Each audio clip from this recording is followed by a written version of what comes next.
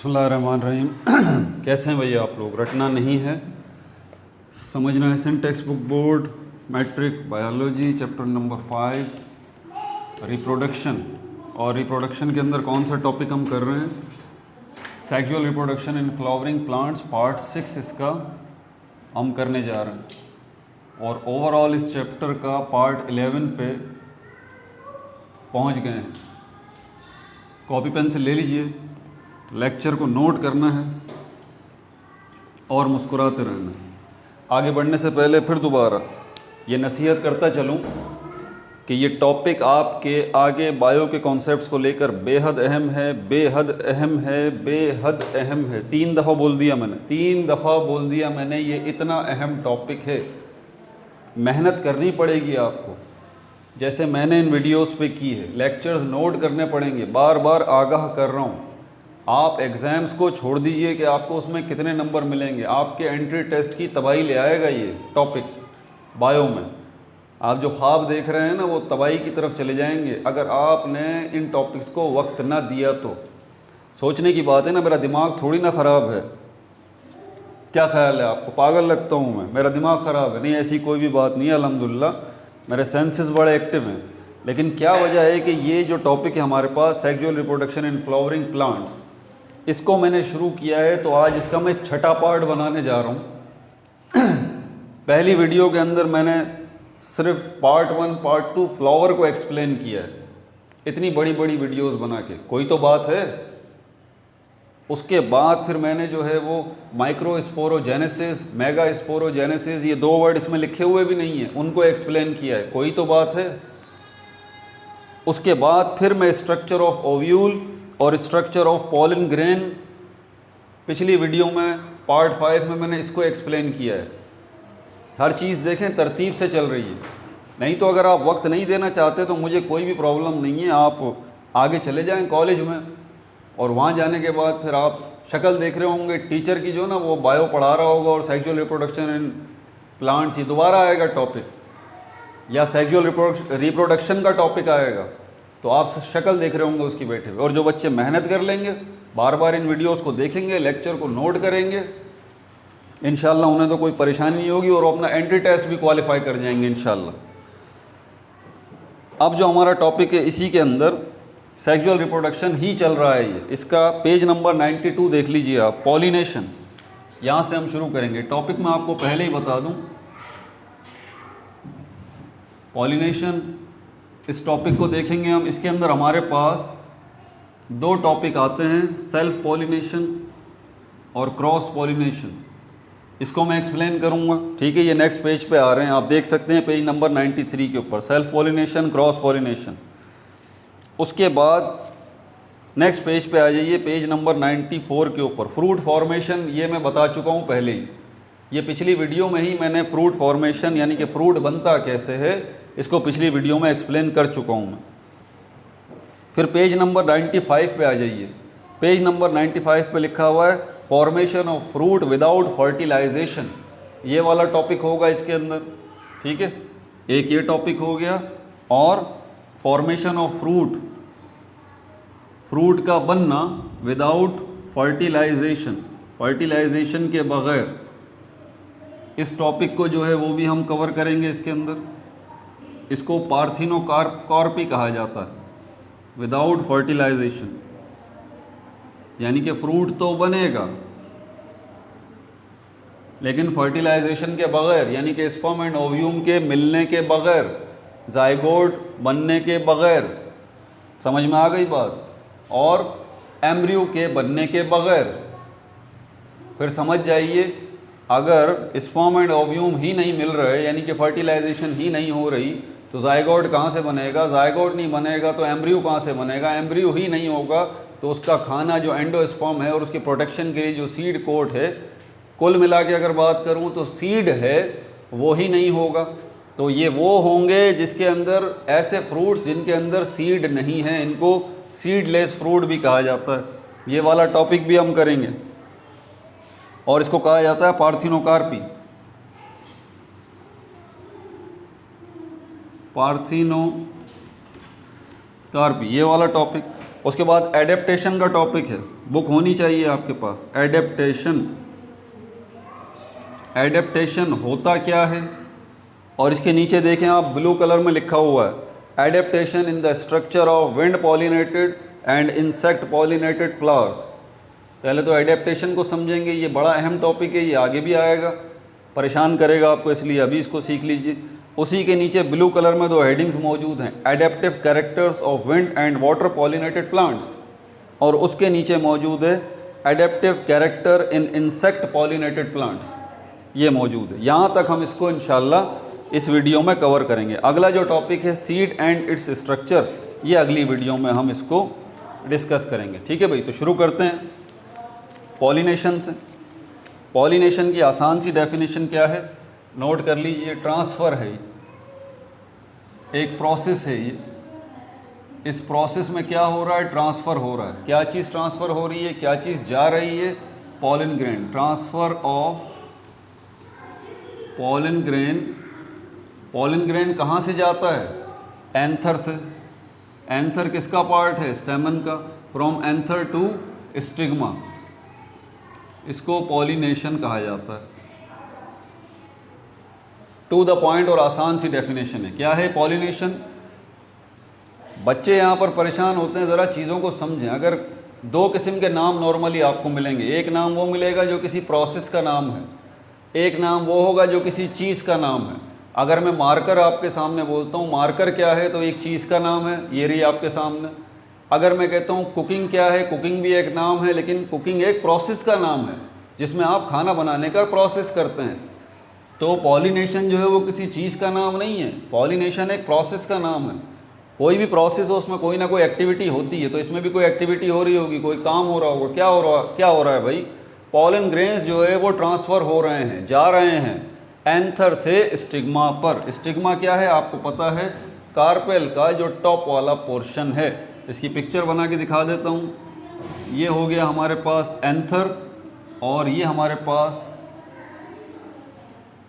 Stigma. ये हो गया हमारे पास पॉलन ग्रेन, ये आ गया यहाँ पर पॉलन ग्रेन। समझ में आ गई बात। एंथर से स्टिग्मा पे ट्रांसफ़र हुआ है पॉलन ग्रेन का, स्टिग्मा। क्लियर हो गई ये बात। अब ज़रा ध्यान से मेरी बात सुनिए आप। एक प्लांट होता है, एक प्लांट पे एक ही तो फूल नहीं होगा ना, ठीक है। एक प्लांट पे एक ही तो फूल नहीं होगा, एक ही तो फ्लावर नहीं होगा। एक प्लांट पे बहुत सारे फ्लावर होते हैं, ये बात आपको पता है। और एक फ्लावर में ही ये एंथर है और उसी फ्लावर के बीच में ये स्टिग्मा है। एक ही फ्लावर के अंदर ये दोनों मौजूद हैं। ये एंड्रोशियम का पार्ट है, ये गाइनोशियम का पार्ट है। एक ही फ्लावर के अंदर उसके एंथर से पॉलन ग्रेन का निकलना और उसी फ्लावर के स्टिग्मा के ऊपर पहुंच जाना, इस किस्म की जो पॉलिनेशन होगी जिसमें एक फ्लावर इन्वॉल्व होगा, इसको हम कहते हैं self pollination. Self pollination, self pollination. बात यहाँ तमाम नहीं हुई। मैंने पहले ही बात ये कही है कि एक प्लांट जो है उस पर एक फ्लावर नहीं है, उस पर बहुत सारे फ्लावर हैं। सेल्फ पॉलिनेशन के अंदर 2 केसेस हैं। एक वो केस है जिसमें एक फ्लावर के एंथर से पॉलन ग्रेन उड़ा और उसी फ्लावर के कार्पेल के स्टिग्मा पे वो पॉलन ग्रेन आ गया, एक फ्लावर। तो ये सेल्फ पॉलिनेशन हो गई। इसके अलावा सेल्फ पॉलिनेशन एक और है, वो कौन सी है, उसी प्लांट के एक फ्लावर से पॉलन ग्रेन उड़ा। अब यहाँ से ये पॉलन ग्रेन एक फ्लावर के एंथर से ये पॉलन ग्रेन उड़ा और उसी प्लांट के, क्या कहा मैंने, उसी प्लांट के दूसरे फ्लावर के स्टिग्मा पे जाके गिर गया।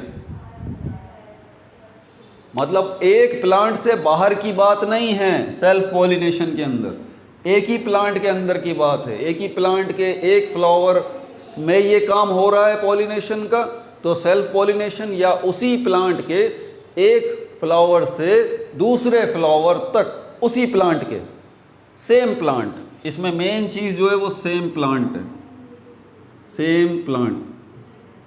क्लियर हो गई ये बात? तो इसको हम कहते हैं सेल्फ पॉलिनेशन। क्रॉस पॉलिनेशन क्या है?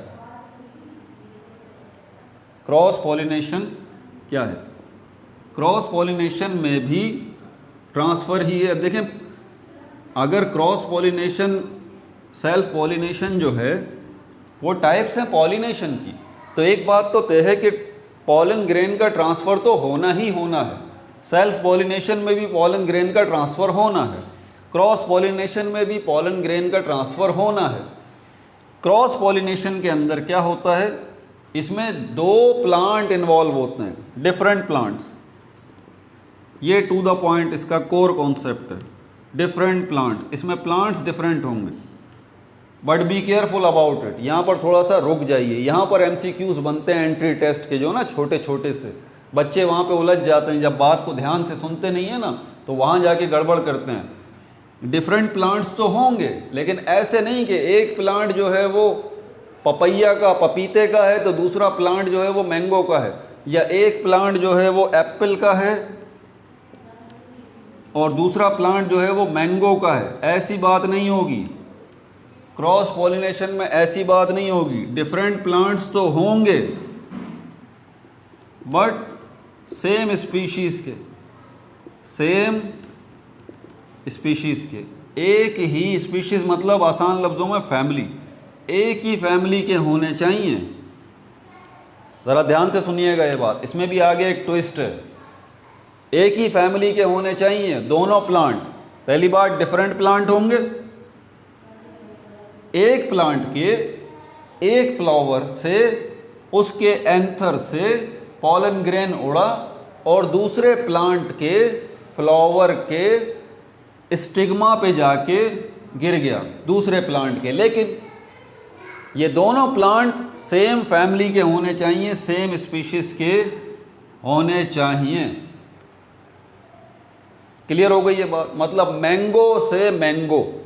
अब आप समझ रहे होंगे ये तो बड़ी आसान बात हो गई सर, आपने मसला हल कर दिया। समझ गए कि दोनों प्लांट जो है वो मैंगो के ही होने चाहिए। थोड़ा वेट करें भाई, मैंने कहा था इसमें ट्विस्ट है, इसमें ट्विस्ट है, वेट करें। सिर्फ आप ये नहीं देखेंगे कि दोनों जो प्लांट हैं वो दोनों मैंगो के हैं, नहीं भाई, मैंगो में वैरायटी है, मैंगो में वैरायटी है। पता है ना आपको, चौसा सबको ही पता होगा, चौसा एक वैरायटी है मैंगो की, सिंधड़ी एक वैरायटी है मैंगो की, लंगड़ा एक वैरायटी है मैंगो की, बैंगन फली एक वैरायटी है मैंगो की, फजरी एक वैरायटी है मैंगो की।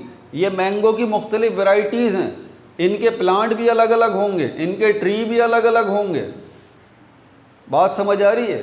तो आप ज़रा ध्यान रखिएगा कि सिंधड़ी अगर प्लांट है एक, और दूसरा प्लांट भी सिंधड़ी का ही होना चाहिए। क्लियर हो गई ये बात? ऐसा नहीं होगा कि एक प्लांट जो है आपका सिंधड़ी मैंगो का है और दूसरा प्लांट जो है वो आपका चौसा मैंगो का है, तो आप बोलेंगे ये तो दोनों मैंगो के ही प्लांट है, यहाँ तो क्रॉस पॉलिनेशन हो जाएगी। नहीं, ऐसी बात नहीं है। ठीक है तो एक ही फैमिली, लेकिन आप अंदर देखें कि सेम स्पीशीज़ होनी चाहिए। यहाँ पर सेम स्पीशीज़ का मतलब ये नहीं है कि वो भी मैंगो का है वो भी मैंगो का है, नहीं भाई। सेम स्पीशीज़ का मतलब यहाँ पर ये है कि मैंगो तो हो, लेकिन मैंगो के अंदर जो वैरायटी है। एक और मैं ज़रा सेम स्पीशीज़ को क्लियर कर दूँ, फैमिली मुझे नहीं लिखना चाहिए था, मैंने समझाने के लिए लिख दिया। स्पीशीज़ का मतलब वैरायटी, अब इजी हो जाएगा आपकी। सेम वैरायटी का होना चाहिए, सेम वैरायटी का होना चाहिए, यानी कि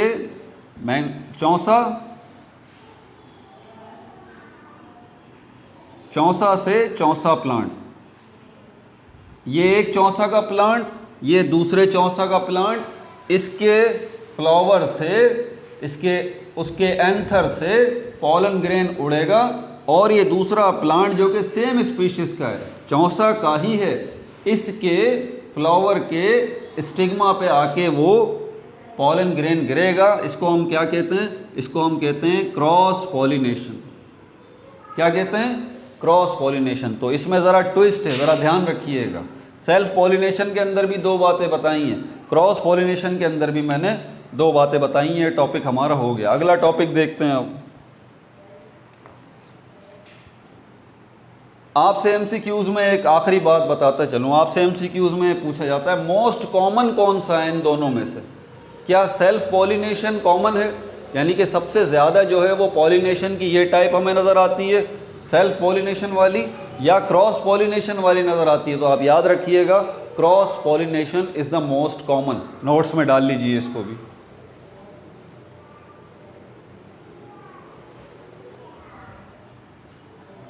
अब यहाँ पर एक बात ज़रा समझने की है।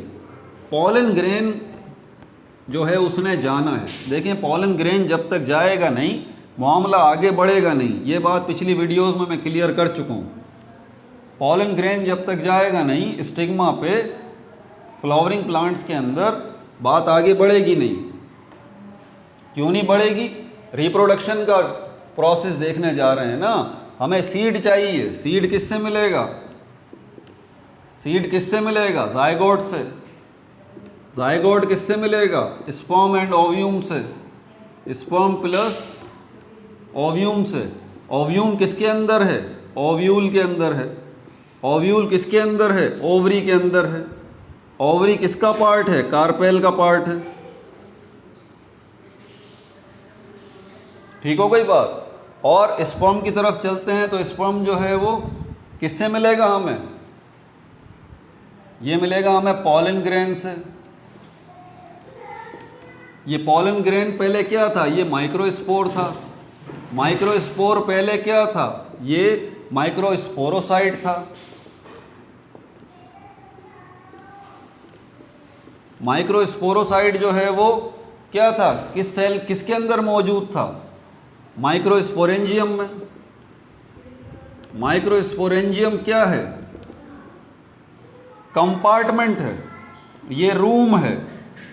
किसके अंदर है ये रूम? एंथर के अंदर ये रूम है। ये मैं बना देता हूँ। ये रहा ये एंथर और ये रहे इसके 4 रूम्स मैंने बना दिए। इस एंथर के 4 रूम्स यानी कि 4 माइक्रोस्पोरेंजियम। ठीक है, कनेक्शन बन रहा है। माइक्रोस्पोरेंजियम में माइक्रोस्पोरोसाइट, इसमें माइक्रोस्पोर, उससे पॉलन ग्रेन, पॉलन ग्रेन में स्पर्म। अब ये पॉलन ग्रेन जो है ये जाएगा किसके पास जाएगा? यहाँ पर जो हमारे पास ओव्यूल मौजूद है, ये एक ओव्यूल देख लें। तो यहाँ पर इस पॉलन ग्रेन ने आना है। पॉलन ग्रेन इस तरह से होता है, एक न्यूक्लियस ये रहा, एक न्यूक्लियस ये रहा। तो ये यहाँ पर इसने आना है। कहाँ से? यहाँ से। यहाँ से ये चलेगा पॉलन ग्रेन, यहाँ से यहाँ पर आएगा। अब क्या खुद आएगा? क्या पैर हैं पॉलन ग्रेन के? क्या पॉलन ग्रेन को पता है कि मुझे एंथर से स्टिग्मा पे आना है? क्या वो चल के आएगा? नहीं, ऐसी कोई बात नहीं है। अल्लाह ताला ने इसके लिए निज़ाम बना रखा है। अल्लाह ताला ने इसके लिए निज़ाम बना रखा है। कौन सी चीज़ें हैं जो कि पॉलन ग्रेन को लेके इस कार्पेल के स्टिग्मा पे लेके आएंगी? इनको हम क्या कहते हैं? एजेंट्स कहते हैं। एजेंट्स। एजेंट्स हेडिंग डाल लीजिए। Agents which carry pollen grain.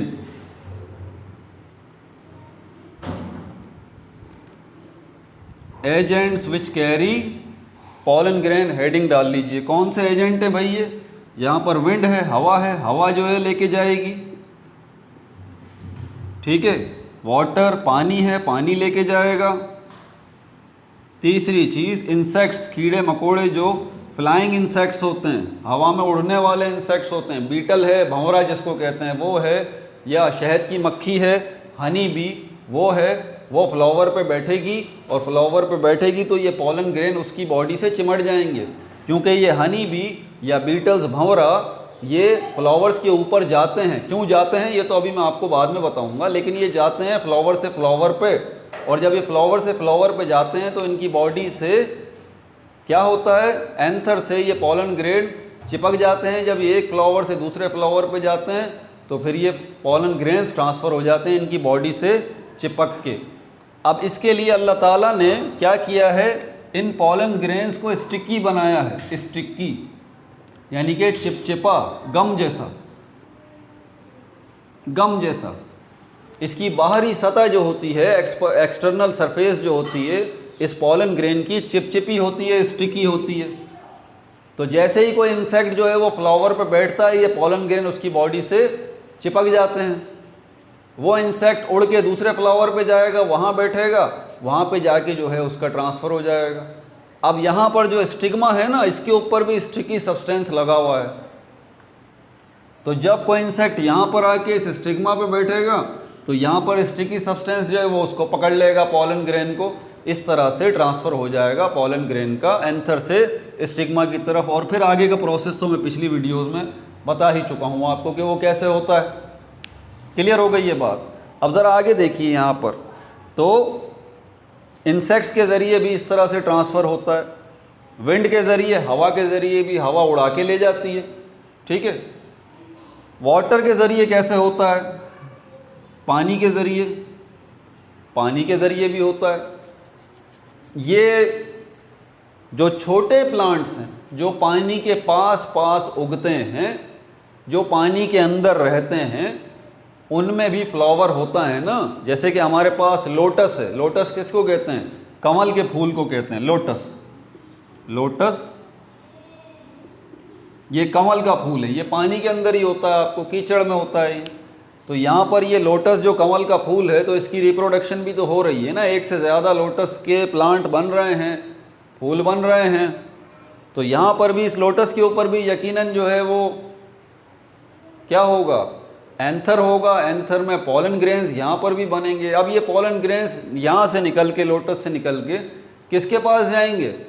नीचे पानी में ही गिरेंगे, क्योंकि लोटस या कमल का फूल पानी में होता है, तो पानी में जाके गिरेंगे। पानी बहा के इन पॉलन ग्रेन्स को ले जाएगा दूसरे प्लांट के पास, दूसरे लोटस के प्लांट के पास, और वहाँ जाके ये दूसरे लोटस के प्लांट के फ्लावर में जो स्टिग्मा है उस तक पहुँच जाएंगे।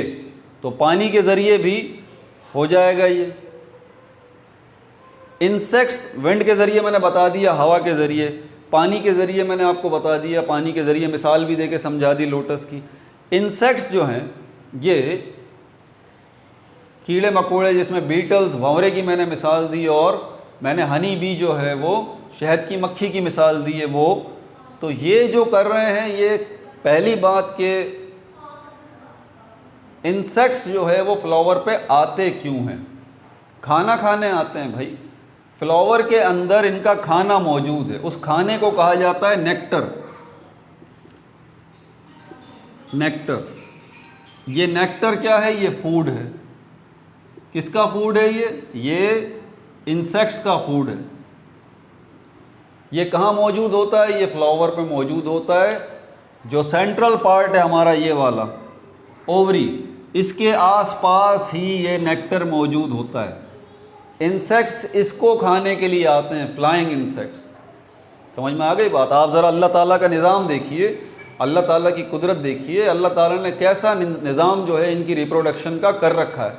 यानी कि अकल हैरान रह जाती है कि ये कैसे मुमकिन है। ऐसे मुमकिन है भाई, ऐसे मुमकिन है। अगर आप अल्लाह ताला को नहीं मानते तो आप इस निज़ाम को देख लें भाई, आपको समझ से आपका जहन नहीं आपको बताता कि नहीं कोई एक हस्ती ऐसी है वाकई जो ये सिस्टम चला रही है। वन एंड ओनली एक ही होगी, एक से ज़्यादा तो नहीं हो सकती ना, वरना तो लड़ाई हो जाएगी। एक ही मुल्क के दो बादशाह तो नहीं होते ना, वो बोलेगा मैं ये करना चाहता हूँ, दूसरा बोलेगा मैं ये करना चाहता हूँ, तो ऐसा मुमकिन नहीं है। एक ही स्कूल का एक ही प्रिंसिपल होता है, एक ही फैमिली का एक ही सरबराह होता है, तो एक ही कायनात का मालिक है वही अकेला, और वही उसी ने सारा सिस्टम बनाया हुआ। तो ये देखिए ये क्या है, ये क्या बताता है आपको कैसे हो रहा है ये। बहरहाल तो ये इंसेक्ट्स जो है वो इस नेक्टर को, फूड को खाने के लिए आते हैं। जो फूल की पत्तियां हैं कलर्ड, जिनको पीटल्स कहा जाता है, पीटल्स, ये कलर्ड पीटल्स या फूल की पत्तियां अट्रैक्ट करती हैं। ठीक है, आप कहीं पे जा रहे होते हैं, रास्ता दिखाने के लिए वो सिग्नल मौजूद होता है, सिग्नल लगे हुए होते हैं, सिग्नल बताते हैं आपको, लाइट निकल रही होती है, green light, yellow light, red light, वो आपको बता रहा होता है रेड लाइट यहाँ अब जाना है, ग्रीन लाइट होगी तो जाना है, रेड लाइट होगी तो नहीं जाना, येलो लाइट होगी तो वेट करना है। सिग्नल आपको बता रहे होते हैं वो लाइट्स ना। एग्जैक्टली ये जो फ्लावर के ऊपर ये पीटल्स होते हैं, कलर्ड पीटल्स, ये फूल की पत्तियां जो होती हैं रंगदार, ये इंसेक्ट्स के लिए सिग्नल का काम करती हैं। जब ये इन कलर्स को देखते हैं तो इनकी तरफ ये अट्रैक्ट होते हैं। अब ये कलर्स की तरफ इंसेक्ट्स जो हैं वो क्यों अट्रैक्ट होते हैं, कलर होता क्या है, फिर इसमें फिज़िक्स निकल जाएगी, फिर बात पता नहीं कहाँ से कहाँ पहुँच जाएगी। इंशाल्लाह फिज़िक्स के टॉपिक में आपको ये भी समझाएंगे कि कलर्स का आखिर इससे क्या ताल्लुक़ है। बहरहाल आगे चलते हैं। तो बहरहाल ये फूल की पत्तियों के कलर इनको अट्रैक्ट करते हैं, सिग्नल का काम करते हैं।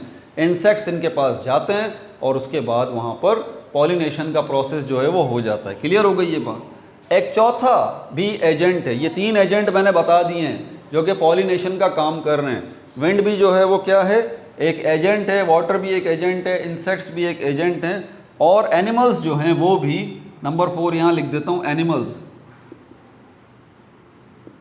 एनिमल्स जो हैं ये भी, जानवर जो हैं ये भी क्या हैं, ये भी एक एजेंट हैं। कैसे कि जब ये ख़ास तौर पे वो जानवर जो कि चारा वगैरह खाते हैं, तो ये चारा वगैरह खाते हैं तो चारा कहाँ होगा, जहाँ ग्रीनरी होगी, जहाँ पौधे होंगे तो उनके ऊपर फ्लावर्स भी होंगे।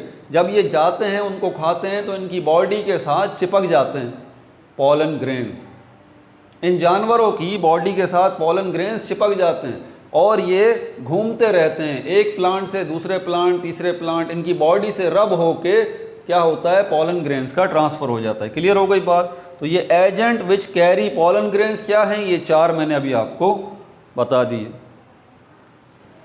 अब बड़ी अहम बात बताने जा रहा हूँ, इसको ज़रा ध्यान से सुनिएगा। पेज नंबर 93 के ऊपर ये जो आपको लास्ट में पैराग्राफ नज़र आ रहा है, ज़रा ध्यान से सुन लें। कुछ मिस्टेक्स हैं आपकी इस बुक के अंदर, सिंटेक्स बुक बोर्ड की बुक है ना, मजबूरी है। इंसेक्ट्स ये यहाँ पर मिस्टेक्स ना हो ऐसा तो मुमकिन नहीं है। तो आपकी सिंटेक्स बुक बोर्ड के अंदर जो मिस्टेक्स हैं ज़रा वो भी साथ साथ आपको बताता चलूँ। फ्लावरिंग प्लांट्स के अंदर हम कौन से प्लांट्स के ग्रुप को डिस्कस कर रहे हैं, ये मैंने शुरू से आपको बात बताई है। कौन से, एंजियोस्पर्म्स को। किसको, एंजियोस्पर्म्स। इस ग्रुप को हम डिस्कस कर रहे हैं। जिम्नोस्पर्म्स को डिस्कस नहीं कर रहे। जिम्नोस्पर्म्स को डिस्कस हम अभी नहीं कर रहे, तो हमें एंजियोस्पर्म्स की ही बात करनी चाहिए। आपको जिम्नोस्पर्म्स का इनफैक्ट पता भी नहीं है, सिर्फ इतना ही पता है कि हाँ ये प्लांट्स का एक ग्रुप है। अब यहाँ पर पेज नंबर 93 पे यहाँ देखें, लास्ट पैराग्राफ में लिखा हुआ है when pollen grain drops at stigma. नज़र आ रहा है आपको, देख लीजिए क्या लिखा हुआ है, when pollen grain drops at stigma. यहाँ से आगे बता रहा है it starts development into pollen tube male gametophyte which consist of 6 haploid cells. Pollen grain का बता रहा है यहाँ पर कि पॉलन ग्रेन में कितने सेल्स हैं, 6 हैप्लॉइड सेल्स हैं। 6 हैप्लॉइड सेल्स हैं। आगे उनकी 6 की तफसीलात भी बता रहा है पॉलन ग्रेन के अंदर। अब जो बच्चे पिछली वीडियोस देखते हुए आ रहे हैं वो तो यकीनन बोलेंगे कि सर पॉलन ग्रेन के अंदर तो आपने बताया एक छोटा सेल होता है और एक ये बड़ा सेल होता है, बड़े सेल के अंदर ये छोटा सा सेल होता है, ये 2 सेल होते हैं। एक जो है वो वेजिटेटिव सेल होता है या पॉलन ट्यूब सेल होता है, दूसरा जेनरेटिव सेल होता है जिसके अंदर स्पर्म होता है। ये सिंपल सा पॉलन ग्रेन है, 2 सेल वाला, 2 सेल्ड। अब इस पैराग्राफ के अंदर जिस पॉलन ग्रेन की बात की जा रही है इसमें कितने सेल्स कहे जा रहे हैं, 6 सेल्स। अब यहाँ पर ये बात थोड़ी कंफ्यूजिंग है ना। फिर आगे इन 6 सेल्स का वो आपको ये भी बता रहा है कि इन 6 सेल्स में से 2 प्रोथेलियल सेल्स होते हैं, 2 मेल गैमेट्स होते हैं यानी कि 2 स्पर्म्स होते हैं, एक स्टॉक न्यूक्लियस होता है, एक ट्यूब न्यूक्लियस होता है। तो भाईजान ये जो तफसीलात आप बता रहे हैं ना, सारी की सारी 6 सेल होते हैं, उनके ये नाम हैं। ये एंजियोस्पर्म्स के फ्लावर्स से इनका ताल्लुक़ नहीं है। एंजियोस्पर्म्स के अंदर जो फ्लावर्स होते हैं उनसे जो पॉलन ग्रेन्स प्रोड्यूस होते हैं उससे इनका ताल्लुक़ नहीं है। ये जो तफसीलात है सारी की सारी, इसका ताल्लुक़ किससे है, जिम्नोस्पर्म्स से। किससे है इसका ताल्लुक? जिम्नोस्पर्म्स से। तो इस बात को ज़रा जो है वो ध्यान रखिएगा। एक तो ये मिस्टेक है। फिर उसके बाद कौन सी मिस्टेक है? उसके बाद कौन सी मिस्टेक है? पेज नंबर 92 पे आ जाइए। स्ट्रक्चर ऑफ पॉलन ग्रेन लिखा हुआ है, हेडिंग नज़र आ रही है रेड कलर की, स्ट्रक्चर ऑफ पॉलन ग्रेन। यहाँ पर लिखा हुआ है pollen grain develops in pollen sac of anther. फिर आगे लिखा हुआ है फॉर्म, फॉर्म नहीं, फॉर्म नहीं, फ्रॉम, ये फ्रॉम होगा, फ्रॉम माइक्रोस्पोर। फिर आगे in the form of loose dusty powder each pollen grain is 4 celled structure. यहाँ भी मिस्टेक है, बता दिया है मैंने आपको। 4 सेल्ड स्ट्रक्चर हमारा टॉपिक नहीं है। 4 सेल्ड स्ट्रक्चर देखें, एक जगह पे पॉलन ग्रेन को बोल रहा है 6 सेल्स वाला, यहाँ पर बोल रहा है पॉलन ग्रेन को 4 सेल वाला। गलत है ना? एंजियोस्पर्म्स की डिस्कशन चल रही है भाई, एंजियोस्पर्म्स की। आप पेज पलटें, पेज नंबर 91 पे आ जाएं, ये क्लियरली एंजियोस्पर्म्स को डिस्कस कर रहे हैं। एंजियोस्पर्म्स के अंदर जो पॉलन ग्रेन होता है वो 4 सेल्ड नहीं होता, 6 सेल्ड नहीं होता, 2 सेल्ड होता है। क्लियर हो गई ये बात? अब आगे चलते हैं और क्या है इसके अंदर। तो ये मैंने बता दिया है। बच्चे बोल सकते हैं कि सर ये क्यों नहीं पढ़ा रहे आप, ये आपने टॉपिक छोड़ दिया, आप तो कोई टॉपिक नहीं छोड़ते बुक में से। तो भाई ये तफसीलात 93 पेज के ऊपर। 94 पेज पे आ जाएं, फ्रूट फॉर्मेशन, और ये सारी तफसीलात मैं पढ़ा चुका हूँ। Formation of fruit without fertilisation, page number 95 पे ये हमारा टॉपिक है। अब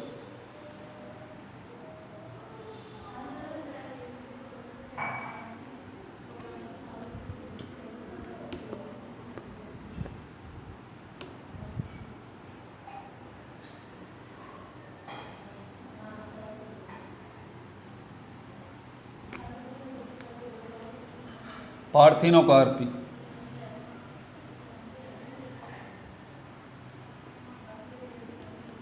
इसकी डिटेल, इसके ऊपर डिटेल्ड वीडियो मैं पहले ही बना चुका हूँ, ठीक है। आप सर्च भी कर सकते हैं, पार्थिनोकार्पी बाय रटना नहीं समझना है, इन यूट्यूब सर्च बार। आसान सा यहाँ पर इसकी क्या है, ये क्या है, फॉर्मेशन ऑफ सीडलेस फ्रूट। बस ऐसे फ्रूट्स का बनना,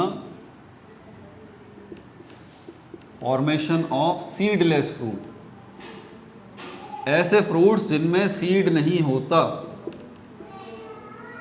ऐसे प्रोसेस को जो है वो पार्थिनोकार्पी कहा जाता है। इसकी एग्जाम्पल हमारे पास है बनाना की, और इससे ज़्यादा जो है वो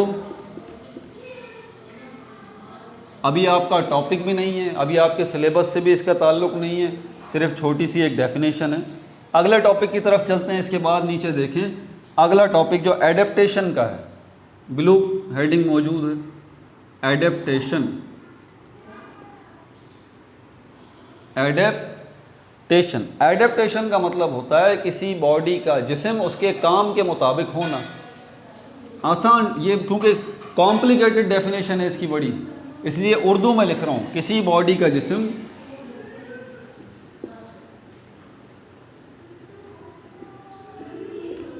किसी चीज़ का जिस्म, सॉरी, किसी चीज़ का जिस्म उसके काम के मुताबिक होना, काम के मुताबिक होना। किसी चीज़ का जिस्म उसके काम के मुताबिक होना, इसको कहते हैं एडेप्टेशन। मिसाल के तौर पर अगर आप एक लीफ को ले लीजिए, आपको पता है इस बात का कि लीफ जो है, पत्ता जो है, इसमें फोटोसिंथेसिस का प्रोसेस होता है, फोटोसिंथेसिस का प्रोसेस होता है। क्या ये पत्ता जो है, इसका जो जिस्म है, इस लीफ का, इस पत्ते का जो जिस्म है, क्या फोटोसिंथेसिस को रिफ्लेक्ट कर रहा है? क्या फोटोसिंथेसिस के ऐन मुताबिक है? ये है मेन चीज़ कि इस लीफ का जो है वो जिस्म जो है वो बिल्कुल जो है किसके मुताबिक होना चाहिए? इस लीफ का जिस्म जो है वो ऐसा होना चाहिए कि फोटोसिंथेसिस का प्रोसेस है उसमें आसानी हो, फोटोसिंथेसिस का प्रोसेस हो उसमें आसानी हो, ना कि परेशानी हो।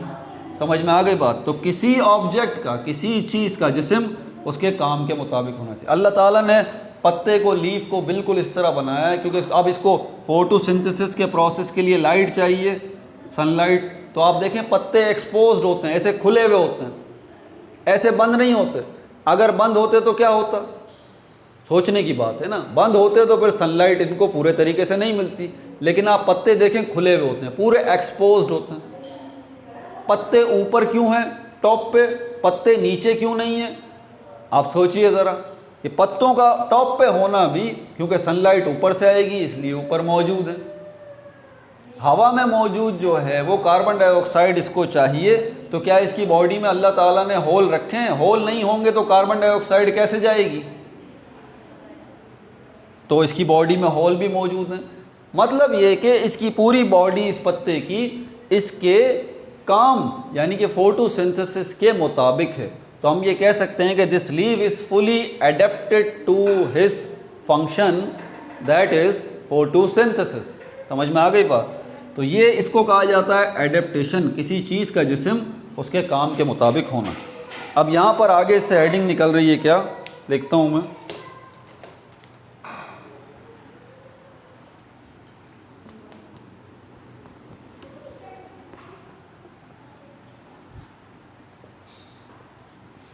ये पॉलिनेशन से ही मुताल्लिक है। वैसे ये बता दूँ मैं आपको, transfer of pollen grain from anther to stigma. अब हम जानते हैं कि कुछ जो है वो पॉलिनेशन का प्रोसेस वो पानी के ज़रिए होता है, कुछ पॉलिनेशन का प्रोसेस जो है वो विंड हवा के ज़रिए होता है, कुछ पॉलिनेशन का प्रोसेस जो है वो इंसेक्ट्स के ज़रिए होता है। समझ में आ गई बात आपको? और कुछ पॉलिनेशन का प्रोसेस जो है वो एनिमल्स के ज़रिए होता है। तो क्या ये जो पॉलन ग्रेन है, क्या इनका जो जिस्म है, body of pollen grain, body of pollen grain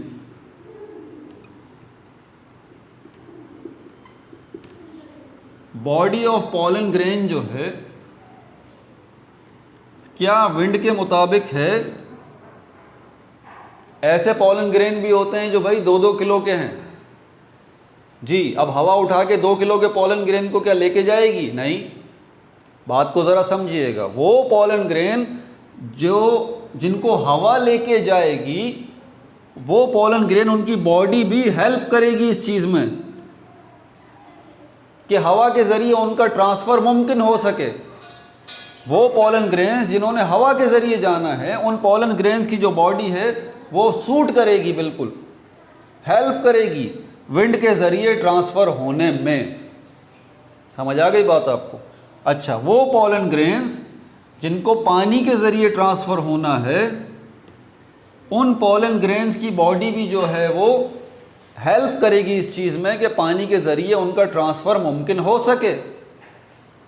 वो पॉलन ग्रेन्स जिनका ट्रांसफ़र इंसेक्ट्स के ज़रिए होगा, उन पॉलन ग्रेन्स की बॉडी का भी ऐसा होना ज़रूरी है कि वो इंसेक्ट्स के ज़रिए आसानी से वो पॉलन ग्रेन्स ट्रांसफ़र हो सकें। और वो पॉलन ग्रेन्स जिनका ट्रांसफ़र एनिमल्स के ज़रिए होना मुमकिन है, उन पॉलन ग्रेन्स की बॉडी जो है इस ट्रांसफ़र को मुमकिन बनाए, इसमें हेल्प करे। मिसाल के तौर पर अगर इंसेक्ट्स जो हैं वो लेके जाना चाहते हैं पॉलन ग्रेन को एक जगह से दूसरी जगह, तो बड़ी आसान सी बात है, कॉमन सेंस हमारा ये कहता है। अब जो इंसेक्ट्स हैं, फ्लाइंग इंसेक्ट्स हैं, बीज हैं, बीटल्स हैं, अब वो सुपरमैन थोड़ी हैं, आयरन मैन थोड़ी हैं कि कितना भी हैवी जो है वो पॉलन ग्रेन है उसको उठा के ले जाएंगी। नहीं, ऐसा मुमकिन नहीं है भाई।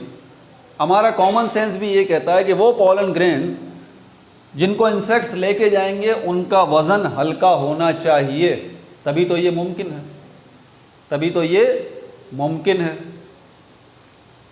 तो ये ज़रा बात को समझिएगा। अब आगे देखें, इसकी हेडिंग में डाल रहा हूँ, adaptation in the structure of wind pollinate.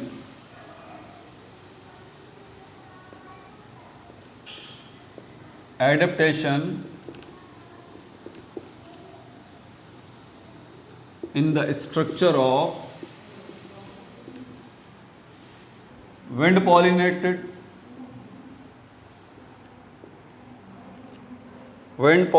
and insect pollinated flowers.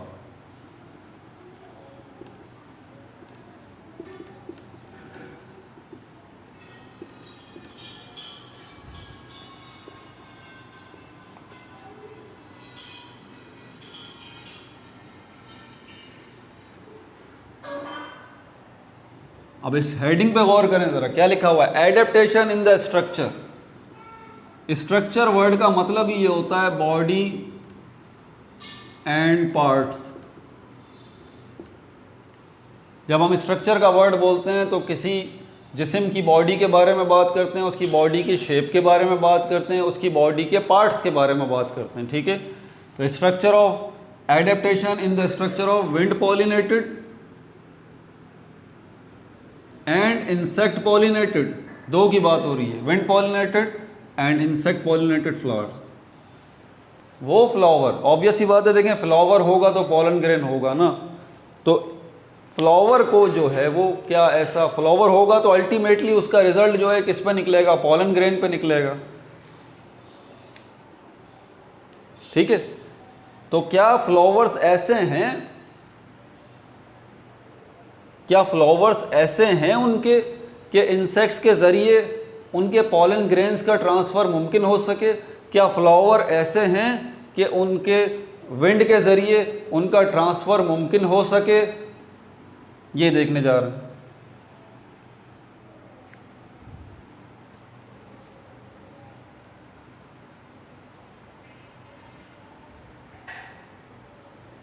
अब यहाँ से आगे चलेगा एडेप्टिव कैरेक्टर्स, एडेप्टेशन रखने वाली खसूसियात। कैरेक्टर्स का मतलब होता है क्वालिटीज़ या खसूसियात। एडेप्टिव, बुक में देख लीजिए आप, ये रेड कलर की हेडिंग है, adaptive characters. Adaptive characters of wind oblique water pollinated plants.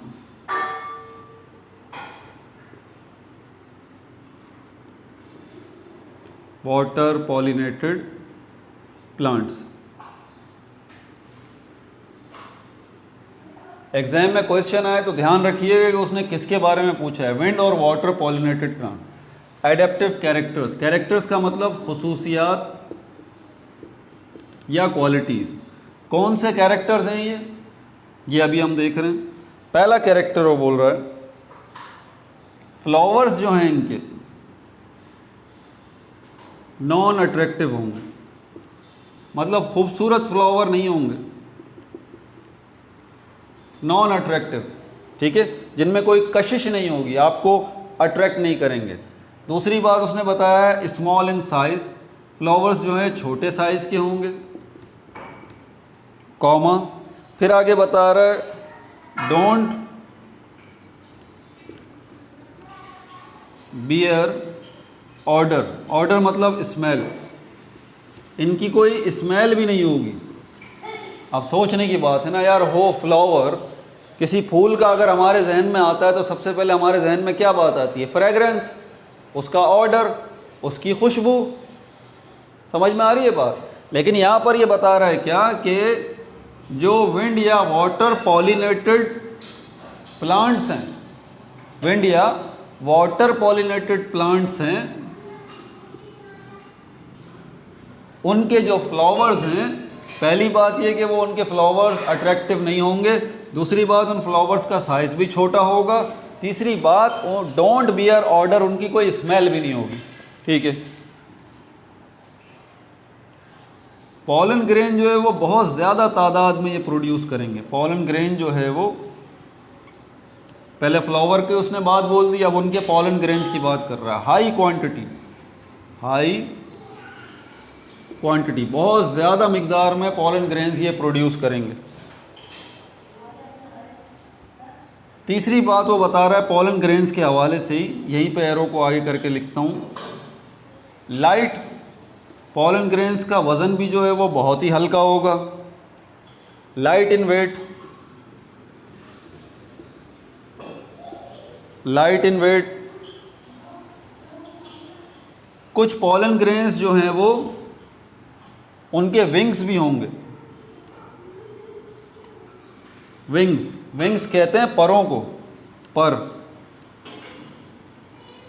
अब आप सोच रहे होंगे पॉलन ग्रेन्स के पर भी हैं, तो क्या पॉलन ग्रेन्स उड़ भी सकते हैं? नहीं, उड़ नहीं सकते पॉलन ग्रेन्स, ये फ्लाइट कर सकते हैं। फ्लाइट कर सकते हैं। फ्लाइट का मतलब होता है हवा में तैरना। इनके विंग्स होते हैं, तो जब ये हवा इनको आगे लेके जाती है तो ये तैरते हुए हवा में, इसको कहते हैं फ्लाइट करना, एक जगह से दूसरी जगह। देखिए उड़ना एक अलग चीज़ होती है, उड़ना ये होता है, इसको कहते हैं फ्लाइंग, और फ्लाइट में फ़र्क है। तो ये फ्लाइट करेंगे, हवा में तैरेंगे एक जगह से दूसरी जगह, इन विंग्स की वजह से, इन परों की वजह से। इसके अलावा कुछ जो है वो पॉलन ग्रेन्स ऐसे होंगे जो पैराशूट लाइक होंगे। पैराशूट लाइक स्ट्रक्चर्स, जैसे कि पैराशूट होता है, इसी तरह के इनकी बॉडी के कुछ हिस्से जो हैं वो पैराशूट जैसे होंगे। दो तरह के पॉलन ग्रेन मैंने बताए अभी यहाँ पर। एक तरह के पॉलन ग्रेन वो हैं जिनके विंग्स हैं, दूसरी तरह के पॉलन ग्रेन्स वो हैं जिनकी बॉडी पैराशूट की तरह के। पैराशूट आपको पता है ना क्या होता है? आराम आराम से पैराशूट की मदद से आप ऊपर से नीचे आते हैं, आराम आराम से। ये मकसद क्या है? मकसद ये है कि पॉलन ग्रेन्स ज़्यादा से ज़्यादा दूर जाएं, पॉलन ग्रेन्स ज़्यादा से ज़्यादा दूर जाएं, तभी तो इनको विंग्स और पैराशूट कहा गया। अगर सोचें ज़रा, पॉलन ग्रेन्स नज़दीक में ही गिरेंगे तो एक ही जगह पर प्लांट्स का ढेर नहीं लग जाएगा, एक ही जगह पर प्लांट्स का ढेर नहीं लग जाएगा। यहाँ भी आप अल्लाह ताला की हिकमत देखिए कि ऐसा नहीं है, बल्कि ऐसा इंतज़ाम किया गया है कि पॉलन ग्रेन्स दूर दूर तक जाएं, ताकि दूर दूर तक वसी इलाके पे प्लांट्स जो हैं वो पैदा हों। क्लियर हो गई ये बात? तो ये कौन से कैरेक्टर्स हैं? एडेप्टिव कैरेक्टर्स ऑफ विंड या वाटर पॉलिनेटेड प्लांट्स। अब देखते हैं आगे क्या है।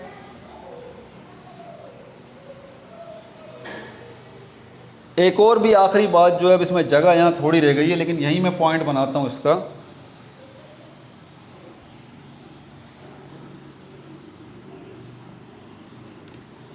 क्योंकि ये विंड पॉलिनेटेड है, वाटर पॉलिनेटेड है, इंसेक्ट पॉलिनेटेड नहीं है, इसलिए ऑब्वियस सी बात है इसमें नो नेक्टर, इसमें नेक्टर होगा ही नहीं भाई।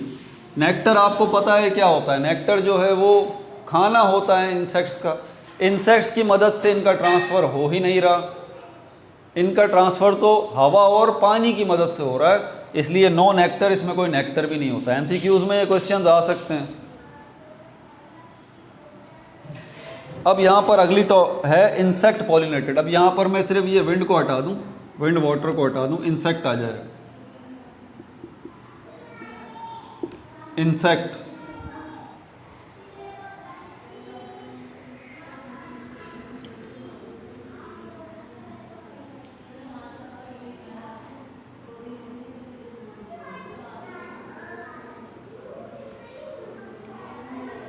अगर इंसेक्ट पॉलिनेटेड फ्लावर है, आप ज़रा फ़र्क देखिएगा। फ्लावर जो होगा इंसेक्ट पॉलिनेटेड प्लांट्स का, फ्लावर जो होगा लार्ज इन साइज़, साइज़ उसका बड़ा होगा, लार्ज इन साइज़। ये कंपैरिजन एग्ज़ाम में भी आ सकता है, लार्ज इन साइज़। इसी से आगे पॉइंट बनाते हैं क्योंकि फ्लावर की बात हो रही है। Large in size, bright coloured petals, खूबसूरत कलर, शोख रंगों के। ब्राइट का मतलब होता है शोख, खालिस उर्दू में इसको कहा जाता है शोख रंगों के, शोख रंग। ब्राइट कलर्ड, ऐसे कलर्ड जो आपको फ़ौरन अट्रैक्ट करते हैं। रेड हो गया, पर्पल हो गया, ग्रीन हो गया, येलो हो गया, ये ऐसे कलर्स हैं जो ब्राइट कलर्स कहलाते हैं, फ़ौरन आपको अट्रैक्ट करेंगे। लाइट कलर्स नहीं। ब्राइट कलर्ड पेटल्स, इनके सिपल्स जो हैं वो भी ब्राइट कलर्ड होंगे। और आगे उसने बताया है ब्रैक्ट। ब्रैक्ट होता क्या है? Bunch of flower. कभी आपने देखा होगा कि एक ही टहनी के ऊपर फूलों का गुच्छा बना हुआ है, छोटे छोटे फूलों का गुच्छा बना हुआ है। वो जो एक ही टहनी पे 10-12 फूलों का गुच्छा सा बना हुआ होता है, उस गुच्छे को हम क्या कहते हैं? ब्रैक्ट कहते हैं। ठीक है भाई, क्या कहते हैं? ब्रैक्ट। इसको हम लिखेंगे bunch of flowers, bunch of flower. तो बता रहा है कि इन फ्लावर्स, ये तो फ्लावर्स जो हैं इनके पीटल्स और सेपल्स जो हैं ब्राइट कलर्ड के होंगे, और अगर ये फ्लावर्स मिलके ब्रैक्ट बनाते हैं तो वो ब्रैक्ट भी ब्राइट कलर्ड का होगा इंसेक्ट पॉलिनेटेड फ्लावर्स में। पॉलन ग्रेन्स की अब बात कर रहा है। पॉलन ग्रेन्स की अब बात कर रहा है। पॉलन ग्रेन्स जो है इनके ऊपर स्टिकी सब्सटेंस होगा, चिपकने वाला मादा, या तो स्टिकी सब्सटेंस होगा या इनके पॉलन ग्रेन्स के हुक होंगे। अब देखें ज़रा, कुछ पॉलन ग्रेन्स ऐसे होंगे जिनके हुक बने होंगे। हुक ऐसे होता है, ये आंकड़ा इसको कहते हैं उर्दू में, खालिस उर्दू में इसको आंकड़ा कहा जाता है, इस तरह का क्वेश्चन मार्क जैसे। लेकिन इससे क्या होगा, हुक से ये इंसेक्ट्स की बॉडी से हुक अप हो जाएंगे, ठीक है। तो या तो स्टिकी सब्सटेंस लगा हुआ है, चिपकने वाला सब्सटेंस, या फिर इनके हुक लगे हुए हैं इन पॉलन ग्रेन्स के।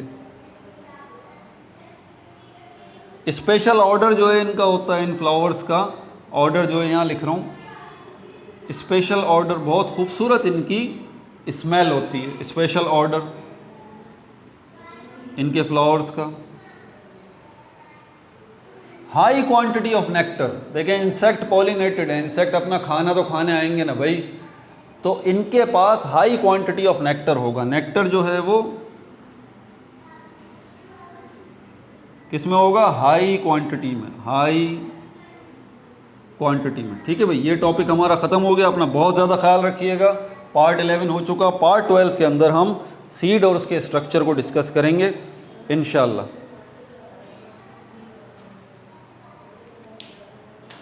ठीक है भाई, no like no subscribe, only share.